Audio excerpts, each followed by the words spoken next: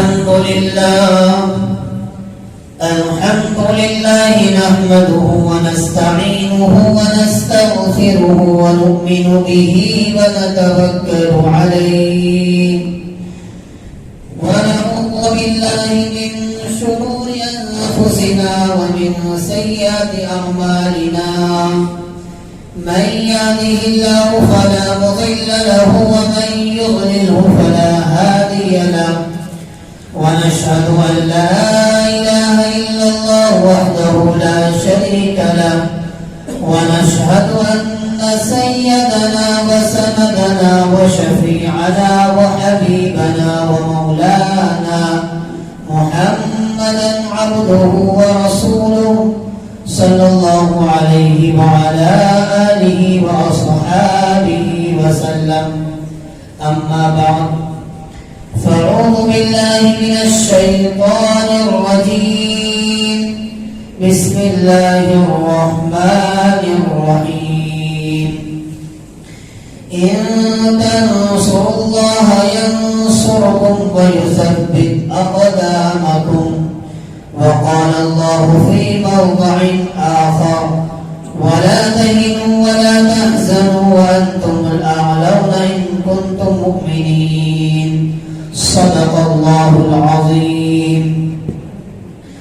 محترم سامعین کرام، گزشتہ ہفتہ آپ لوگوں کے سامنے بات کرنے کا موقع ملا تھا.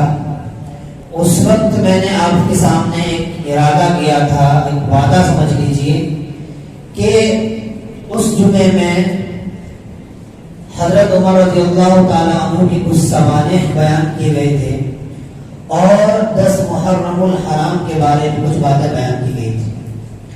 آج 13 محرم الحرام 12 اگست ہے اور آگے نیشنل فیسٹیول آ رہا ہے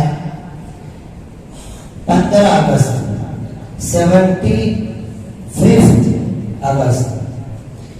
میرے بھائیوں، اس کو نیشنل فیسٹیول کا ورڈ دیا گیا ہے.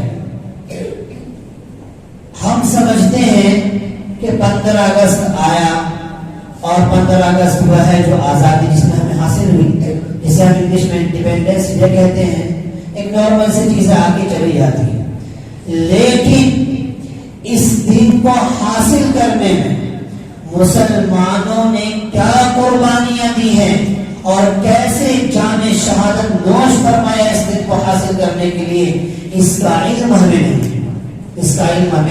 نہیں ہے. اس لیے کہ آج کل کالجز میں، اسکولز میں جو ہسٹری پڑھائی جا رہی ہے، خدا کی قسم اس ممبر سے بیٹھ کر میں کہہ رہا ہوں کہ مسلمانوں کی تاریخ کو مسمار کیا گیا ہے، مسلمانوں کی ہسٹری کو بھلا دیا گیا ہے.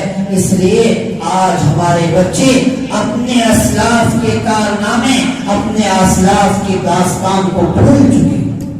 انہیں معلوم ہی نہیں ہے کہ اس 15 اگست کو حاصل کرنے کے لیے، انڈیپینڈنس ڈے کو حاصل کرنے کے لیے برٹش سے جس نے مقابلہ کیا ہے وہ کوئی اور نہیں، مسلمان سب سے زیادہ ہے.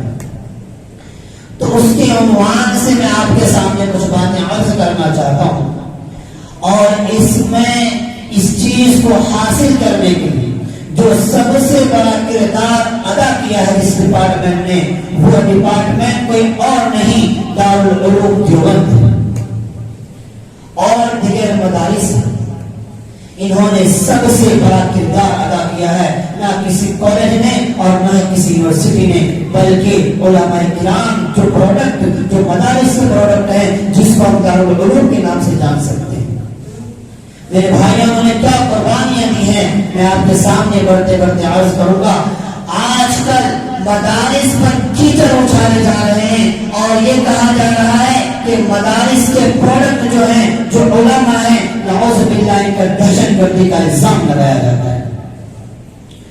اس کا بھی میں ڈیفینس کرنا چاہتا ہوں. دارالعلوم دنیا کو کیا دیتی ہے اور کیا نہیں دیتی ہے، اس کا میں آپ کے سامنے آیا کرنے والا ہوں. میرے بھائیوں، میں موضوع کی طرف بڑھنے سے پہلے شعر عرض کر دوں.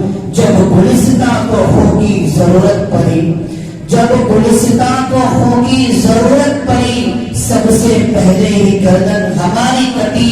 اب کہتے ہیں ہم سے یہ اہل وطن، اب کہتے ہیں ہم سے یہ اہل وطن، یہ وطن ہے ہمارا تمہارا.